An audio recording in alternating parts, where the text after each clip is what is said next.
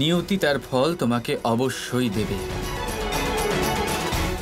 খুব শীঘ্রই তুমি ভুগবে। তাই নাকি? সবটা বলে দেওয়ার হলে তা আমরা নিজেরাই বলে দিতে পারি, কিন্তু আমরা বলবো না। এই সত্য তুমি নিজেই প্রকাশ করবে।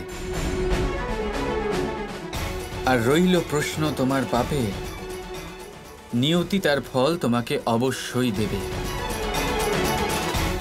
খুব শীঘ্রই তুমি ভুগবে। তাই নাকি?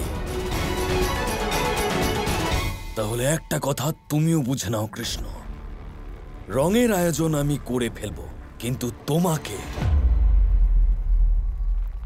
আমার রাধাকে রং লাগাতে দেব না। আর যদি আমি রাধাকে রাঙিয়ে দিই তাহলে? তাহলে আমার মুখে কাদা মাখিয়ে পুরো গ্রামের 7 পাক ঘুরিও। কিন্তু যদি আমি বিজয়ী হই তাহলে এই দশাই তোমার করব। তাহলে বলো কৃষ্ণ, রাজি আছো?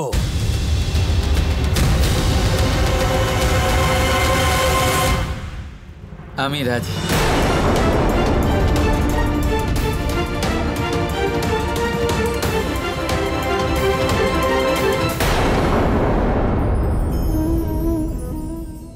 আমার দাদা আমাকে অনেকবার বলেছেন, কানাই তুমি তো স্বয়ং নারায়ণ, তুমি এক তুড়িতেই সবকিছু এমনি ঠিক করে দাও না কেন?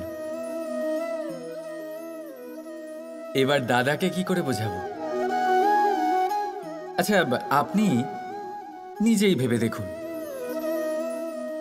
সিংহকে জঙ্গলের রাজা বলা হয়, কিন্তু সিংহ শুধুমাত্র তার ইচ্ছে প্রকাশ করলেই কোনো হরিণ কি নিজেই হেঁটে তার কাছে আসবে? নিজেই কি রাজি হয়ে যাবে তার আহার হওয়ার জন্য? না, কখনোই না। যে কোনো কাজকে সফল করে তোলার জন্য আপনাকে চেষ্টা করতে হবে, পরিশ্রম করতে হবে, যাতে সেই কাজ ভালোভাবে সম্পন্ন হয়। শুধু ইচ্ছে দিয়েই কোনো কার্যসিদ্ধি হবে না। ইচ্ছে থেকে স্বপ্ন তৈরি হয়, তবে সেইগুলো সফল করতে গেলেও আপনাকে পরিশ্রম তো করতেই হবে। মনে করুন আপনার ইচ্ছে হলো খেতে, আর কোনো দয়ালু ব্যক্তি এসে আপনার সামনে খাবার রেখে দিল। তাও তা খেতে গেলে পরিশ্রম আপনাকেই করতে হবে।